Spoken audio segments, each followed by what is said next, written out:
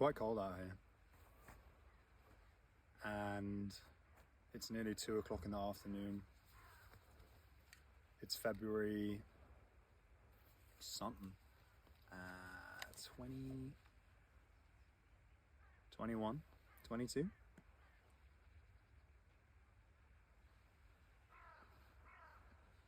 People often say that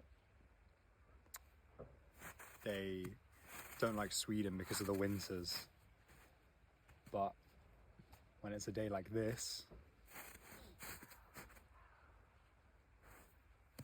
I'm standing on solid water right now, a frozen lake.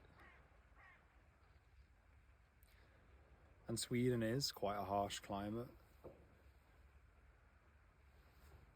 but when there's days like this,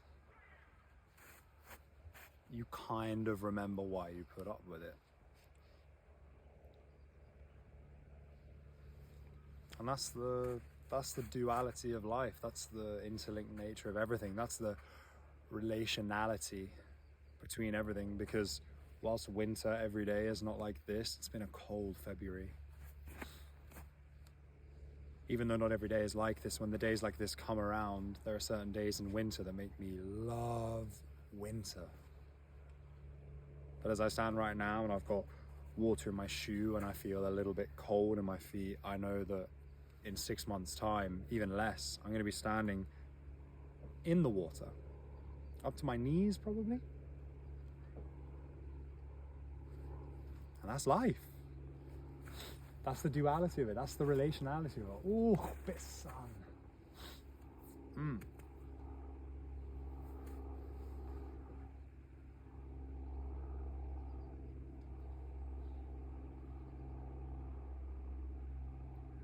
At the end of the day, Sweden is, she's harsh. You can lean in to give her a hug and she'll pull away. She won't hug you back. She's cold. But you try to love her anyway and she will love you back. But the whole point of love and trying to learn to love somewhere or something or someone is you don't do it for the reward. You do it because it's a good state of being to be in. And yeah, sometimes when I sat at the house, like today, I wanted to do my little art project. There it is. I was doing it yesterday as well. Yeah, I wanted to do all of that, but I didn't really have a set goal. But I knew that I wanted to take pictures. My camera died. And I knew that I wanted to film some stuff and see what I could do, and that's what I've been doing. So yeah. I've been trying a lot to figure out who I am and who I am in this world, and I think the answer is I need to stop thinking about myself so much.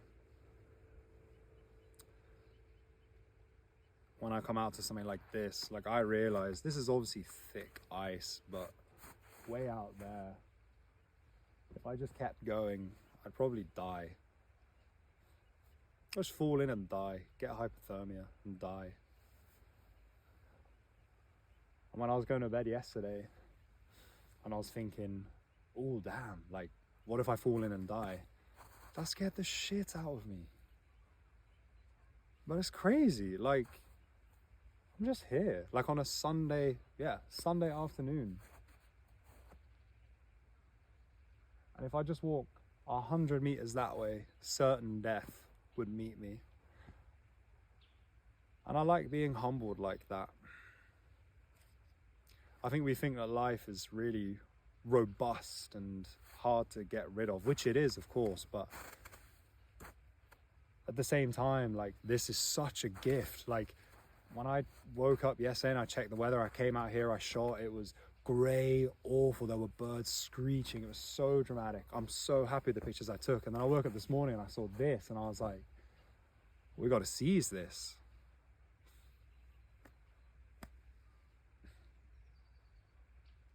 And that's the thing, like, life is,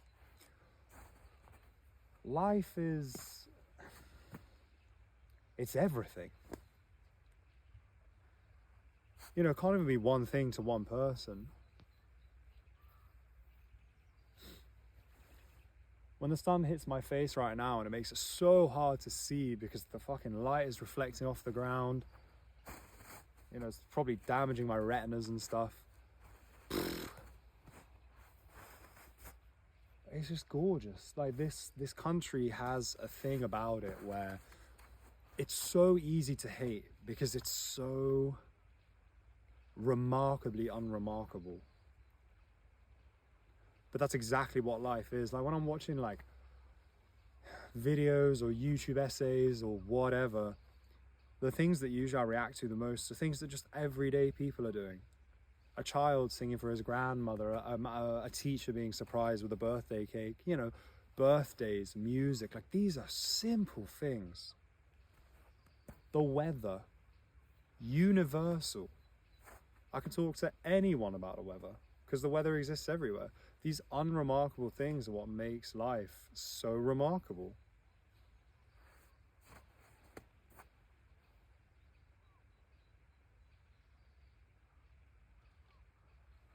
And for me, I think being here alone right now is exactly what gives me that sense of awe.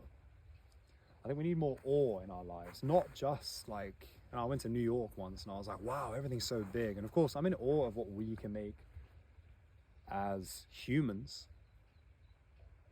But like this,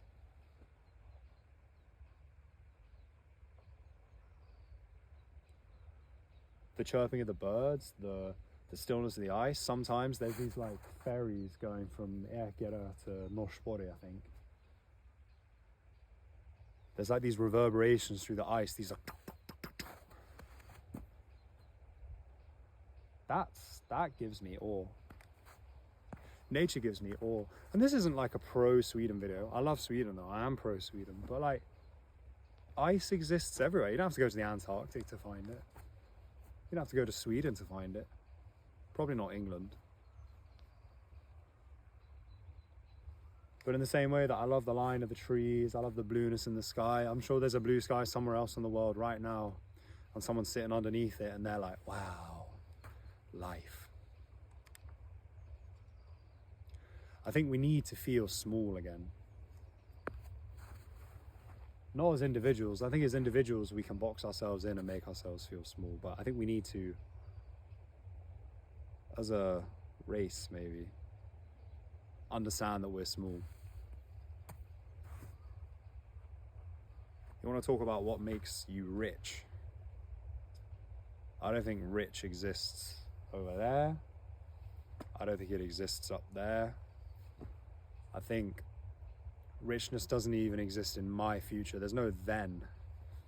I think richness exists right now of me turning around and just taking in the sunlight.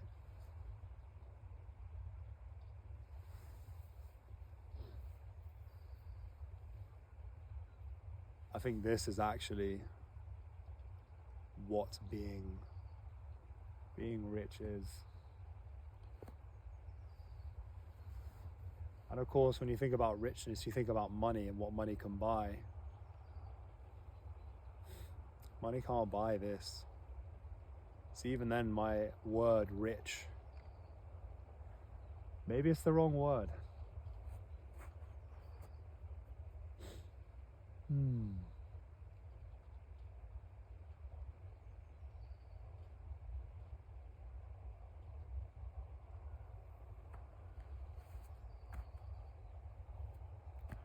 So yeah, romanticize life, love her,